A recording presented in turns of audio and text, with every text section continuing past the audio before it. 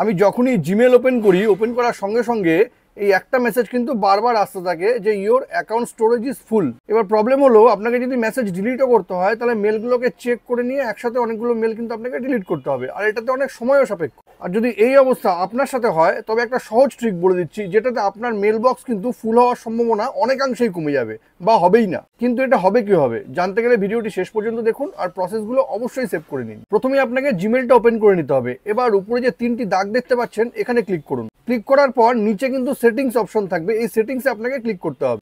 এবার আপনার মেল আইডিতে ক্লিক করে আপনাকে ইনবক্স ক্যাটাগরিতে ক্লিক করে নিতে হবে।